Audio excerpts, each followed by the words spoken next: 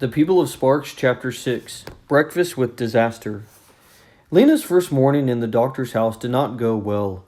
Poppy was still sleeping when she awakened, and so was Mrs. Murdo, so she got up quietly, put on the same pricker-struck clothes she'd been wearing the day before, and went down the stairs. The doctor was standing by the table in what must have been her nightgown, a patched brown sack that hung to her knees. The hair on the back of her head was sticking up. She was leafing through a big book that lay on the table. "Oh!" said the doctor, seeing Lena. "You're up. I was just looking for, I was trying to find, I suppose it's time for breakfast." The doctor's kitchen looked like a complete mess to Lena. In Ember, the kitchens had been spare, stocked with only what was needed, some shelves, an electric stove, a refrigerator. But in Dr. Hester's kitchen, there were 1,000 things. Wide wooden counters ran along two sides, and on the counters was a jumble of jugs and pans and tubs and pitchers, big spoons and knives, and scoops and jars and bottles full of things that looked like pebbles and brown powder and tiny white teeth. There were baskets piled with vegetables Lena had never seen before. In the corner squatted a bulging black iron box. She thought it might be a cabinet since there was a door in its front. "We'll see if we have any eggs this morning," said Dr. Hester. "That would be a start." Torrin appeared suddenly from the other room. "Eggs!" he cried. "I want one." Eggs? Lena didn't know what that meant. She followed the doctor and Torrin through a door that led outside. Beyond the door was a place like an open-air version of the Ember greenhouses, only the plants growing here were far bigger and wilder, curling and twining and shooting upward with tremendous energy. Lena recognized some of them. Bean vines climbed up frames of netting, tomato vines grew on wooden towers, chard and kale plants spurted up like big green fountains. In among the rows of plants, some flat, fluffed-up, two-legged creatures of the kind she'd seen on her way into town yesterday waddled along, poking at the ground with a sharp thing like a tooth that stuck out from their faces. "What are those?" asked Lena. "Chickens," said the doctor. "We'll check their nests and see if they've left anything." She bent down and went through the door of a wooden hut in the back of the garden, and when she came out she had spiderwebs in her hair and a white ball in her hand. Not a round ball, but one that looked as if it had been stretched sideways. "Just one today," she said. "I want it!" cried Torrin. "No," said the doctor. "You've had plenty of eggs. This one is for our guest." She handed the egg to Lena, who took it gingerly. It was smooth and warm. She had no idea what it was. It felt more like a stone than food. Was it some sort of large bean, or a fruit with a hard white peel? "Thank you," she said doubtfully. "See, she doesn't even want it," Torrin said. "She doesn't even know what it is." He gave her a hard shove, making her stagger sideways. "Hey, quit that!" cried Lena. "You almost pushed me over."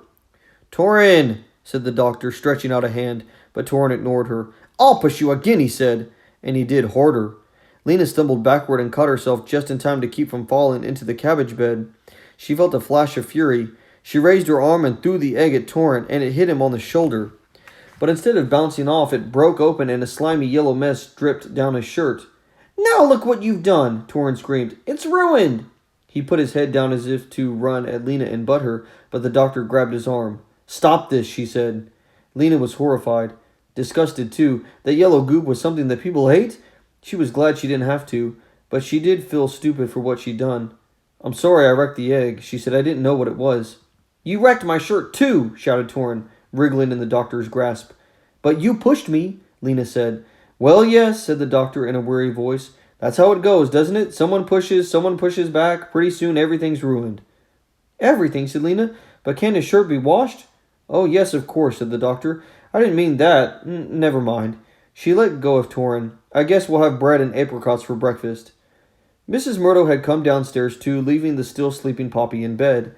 They all had breakfast together. Lena ate 5 apricots. She loved them for their taste and for the feel of them too. Their rosy orange skins were velvety like a baby's cheek.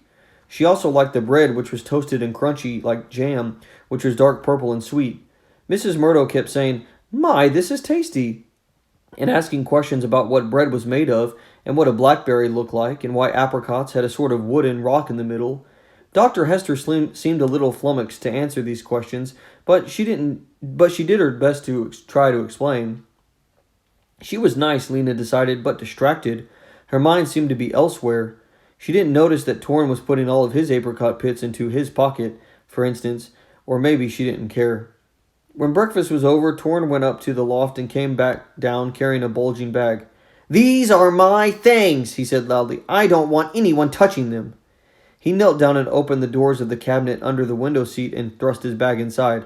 "Caspar gave them to me, and anyone who touches them gets in big trouble." He closed the cabinet doors and glared at Lena. What an awful boy, Lena thought. How could nice Dr. Hester have such a horrible son? Lena had thought that she'd go back to the plaza and find Doone right after breakfast, but she changed her mind when she went upstairs to waken her little sister. Poppy seemed so sick that Lena was frightened. She didn't want to leave her. She brought her downstairs, and all that morning Poppy lay on the couch, sometimes sleeping, sometimes wailing, sometimes just lying much too still with her mouth open and her breath coming in short gasps. Lena and Mrs. Murdo sat on either side of her, putting cool cloths on her forehead and trying to get her to drink the water and the medicine the doctor provided. "I don't know what's causing this child's fever," the doctor said. "All I can do is try to bring it down." After all the walking of the days before, Lena was glad to sit still. She settled into a corner of the couch, her legs tucked under her, and watched the doctor dither about. She seemed to have 100 things to do and 100 things on her mind. She'd stand for a second staring into the air, murmuring to herself, "Now, all right, first I must look up, and then she'd dart over to her enormous book and shuffle through its pages. After a second or two, she'd just suddenly set the book down and hurry off to the kitchen, where she would take a bottle of liquid or a jar of powder down from a shelf and measure out some of it into a pot. Or she'd dash out to the garden and come back with an armload of onions, or she'd vanish out the back door and appear again with a sheaf of dried stems or leaves. It was hard to tell what she was doing, or if she was really accomplishing anything at all. Every now and then she'd come back to Poppy and spoon some medicine into her mouth or put a cold damp cloth on her forehead. "What is that enormous book?" Lena asked her. "Oh," said the doctor. She always seemed a little startled to be spoken to. "Well, it's about medicine. A lot of it is useless, though." She picked up the book from the floor and rifled it through its pages. "You look up infection, and it says prescribe antibiotics. But what are antibiotics? Or you look up fever, and it says give aspirin. Aspirin is some kind of painkiller, I think, but we don't have it." "We had aspirin in Ember," said Mrs. Murdo rather proudly, "although I believe it was nearly run out by the end." "Is that so?" said the doctor. "Well, what we have is plants. Herbs, roots, funguses, that sort of thing. I have a couple of old books that tell about which ones to use. Sometimes they work and sometimes they don't." She ran a hand through her short, wiry hair, making it poke out on the side. "So much to know," she said, "and so much to do." Her voice trailed off. "I suppose your son is a help to you," said Mrs. Murdo. "My son?" "The boy Torin." "Oh," said Dr. Hester, "he's not my son." "He's not?" said Lena. "No, no," the doctor said. "Torin and his brother, Caspar, they're my sister's boys. They live with me because their parents were killed in an avalanche years ago. They were in the mountains on an ice-gathering trip." "And the boy has no other relatives?" asked Mrs. Murdo. "He has an uncle," said the doctor, "but the uncle didn't want the trouble of bringing up the boys. He offered to have his house built for me if I'd take them on." The doctor shrugged. "So I did." "What is an avalanche?" Lena asked. "What are mountains?" "Lena," said Mrs. Murdo, "it's not polite to ask too many questions." "I don't mind," said the doctor. "I forgot that you wouldn't know these things. You really lived underground?" "Yes," said Lena. Dr. Hester scrunched her gray eyebrows together. "But why would there be a city underground?" Lena said she didn't know. All she knew was that what was in the notebook she and Doone had found on their way out. It was a journal kept by one of the first inhabitants of Ember, who told of the 50 couples that brought in from the outside world, each with 2 babies, to raise in the underground city. "They thought there was some danger," Lena said. "They made Ember as a place to keep people safe." "It was that long ago then," said the doctor. "Before the disaster." "I don't know," said Lena. "I guess so. What disaster?" "The disaster that just about wiped out the human race," said Dr. Hester. "I'll tell you about it sometime, but not right now. I have to go and see Bert Webb's infected finger." "Can I ask one more question?" said Lena. The doctor nodded. "Why is this place called Sparks?" "Oh," said the doctor, smiling a little. "It was the people of the last truck who gave it that name. Our 22 founders. They were among the very few people who survived the disaster. For a while, they found food by driving around from one place to another in the old towns, using cars and trucks that still had a sort of energy-making stuff called gasoline, or gas for short." "Cars and trucks," thought Lena. "Gasoline?" But she didn't want to interrupt, so she didn't ask. "When food and gas began to run out," the doctor went on, "they decided it was time to start a new life somewhere else. They found one last truck that still had gas and they loaded it up with supplies. Food in cans and boxes, tools, clothes and blankets, seeds, everything useful they could find. When they drove east out across the empty lands, staying close to the river, right here the truck broke down. When they opened the hood, a great spray of sparks shot up out of the engine. So they decided to settle in the spot and they named it Sparks. The doctor stood up and looked around for her medicine bag. It turned out to be a fitting name in another way, she said. Sparks are a beginning. We are the beginning of something here, or trying to be, the way a spark is the beginning of fire. But fires are terrible, said Lena. Terrible or wonderful, said the doctor, who had found her bag behind a chair and was heading out the door. They can go either way. Lena never did go down to the plaza that day. She didn't think Doom would worry. He knew Poppy was sick and he'd figured out that Lena had stayed with her. She would go and look for him tomorrow, she decided, and find out then what was happening to the people of Ember. Late in the afternoon, Lena went outside and sat on a rickety bench in the courtyard of the doctor's house, waiting to see if anyone was going to make dinner. It seemed unlikely.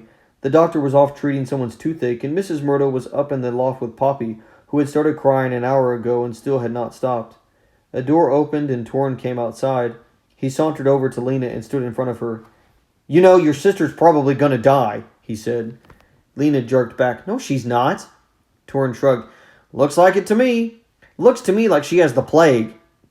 He sat down on a wooden chair where he could stare straight into Lena's face. He was wearing a sort of undershirt. It was white and looked like a sack with holes for a neck and arms, and his thin legs stuck from his baggy shorts of the same material. He had combed his hair so that it stood up like a tuft of grass on the top of his forehead, making his long, narrow face look even longer. "I don't know what you're talking about," Lena said. "You don't know about the 3 plagues?" said Torrin in a tone of exaggerated surprise. "Or the 4 wars? You've never even heard of the disaster?" "I've heard of it," said Lena, "but I don't know what it is. I don't know about anything here." "Well, then I'll tell you," he said. "You can't go around being so ignorant." She said nothing. She didn't like this boy's superior attitude, but she did want to know everything there was to know. She would let him tell her, but she wasn't going to ask him to. "It was a long time ago," he said. He spoke in a precise, teacherly voice. "There were millions of people in the world then. They were all geniuses. They could make their voices travel around the world, and they could see people who were miles away, and they could fly." He paused, waiting no doubt for Lena to be amazed. She was amazed, but she wasn't going to show it. Besides, he was probably lying. She just nodded. "They could make music come out of the air. They had thousands of smooth roads and could go anywhere they wanted really fast. They had pictures that moved." He waited again. He took a few apricot pits from his pocket and rattled them idly in the palm of his hand. "All right," she would ask. "What do you mean, pictures that moved?" "Didn't think you'd know that one," Torrin said with a tight little smile. "They had huge pictures taller than a house. They were called movies. You'd look at a wall and see a story happening on it, with voices and other sounds." "How do you know all of this?" Lena asked. She thought he might easily be making it up. "We learn it in school," said Torrin. "They teach us all about the old times, so we won't forget." "Have you seen a moving picture, then?" "Of course not. You have to have electricity, and there hasn't been any for a long time." He chucked one of the pits at a bird that was about to drink from the water dish. The splash scared it away. "We had electricity," Lena said, glad to score a point over him. "We had it in Ember until it ran out. And we had street lamps and lamps in our homes and electric stoves in the kitchen." For a moment, Torrin looked dismayed. "But did you have movies?" he said. Lena shook her head. "Anyway," she said, "what does all of this have to do with my sister?" "I'm about to tell you if you just let me." The important tone came back into his voice. "So there were all these billions of people, but there got to be too many of them. They messed up the world. That was why the 3 plagues came. But before the 3 plagues, they had the 4 wars." Once again he paused and looked at her in an infuriating way, lifting up his thin eyebrows. "Just tell me," she said. "Don't look at me like that." "You don't want to know about the 4 wars?" "No. War? What's that?" "A war is when one bunch of people fights with another bunch, when both of them want the same thing. Like, for instance, if there's some good land and 2 groups of people want to live there." "But why can't they both live there?" "They don't want to live there together," he said, as if it was a stupid question. "Also, you could have a war because of revenge. Say one group of people does something bad to another group, like steal their chickens. Then the first group does something bad back in revenge. That could start a war. The 2 groups try to kill each other, and the ones who killed the most would win." "They kill each other over chickens?" That's just an example. In the four wars, they were fighting over bigger things, like who should get to have some big chunk of land, or whether you should believe in this god or that god, or who got to have the gold and the oil. All of this was enormously confusing to Lena. She didn't know the meaning of God or gold, and she wasn't sure what they meant by oil. You mean, she said, thinking of the jars they had once been stocked in the storerooms of Ember, the kind of oil you cook with? Torin rolled his eyes. You really don't know anything, he said. He flung the rest of the pits he was holding at three little red hen birds pecking at the weeds between the bricks, and the birds scattered. This was really beautiful, valuable oil. Everyone wanted it, and there wasn't enough of it to go around, so they fought over it. They hit each other? Much worse than that, said Torin. He leaned forward, elbows on his knees, and in a low, husky voice, told Lena about the weapons they had in those days, the guns that let you kill people without even getting near them, and the bombs that could flatten and burn whole cities at once. They set the cities on fire all over the world, Torin said. His small eyes glittered, and afterwards came the plagues. I don't know what a plague is, Lena said. It's a sickness, said Torin, the kind where one person catches it from another person and it spreads around fast before you can stop it. We had one of those, said Lena, the coughing sickness. It would come sometimes and kill a lot of people and then go away again. We had 3, said Torin, as if 3 plagues were better than one. There was the one where you wither away like you're starving to death, and the one where you feel like you're on fire and you die of heat, and the one where you suddenly can't breathe. No one knew where they came from. They just rose up and they swept over the whole world like a wind. Lena shuddered. She was tired all at once of listening to Torin, who took such pleasure in describing horrors and saying words she didn't understand. So, said Torin, the 4 wars and the 3 plagues. Those together were the disaster. When it finally got over with, hardly any people were left. That's why we had to start all over again. He stood up and brushed away a twig that was clinging to his shorts. We don't have war anymore, he said. Our leaders say we must never have war again. And besides, there's no one to fight with. But if we ever do have one, we'll win, because we have the terrible weapon. The terrible weapon, said Lena. What's that? But just then, Mrs. Myrtle came out of the door with Poppy in her arms. Lena jumped up and ran over to her. Is she better? She's a little better. Poppy lay against Mrs. Myrtle's shoulder. He heard her head turn sideways, her eyes dull. Weena? She said in a small voice. Lena ruffled her fine brown hair. Torin cast an indifferent glance at Mrs. Myrtle and walked away across the courtyard. The gate chattered behind him. Poppy doesn't have a plague, does she? Lena said. A plague? Certainly not, said Mrs. Myrtle. Whatever gave you that idea? That boy, said Lena. That horrible boy.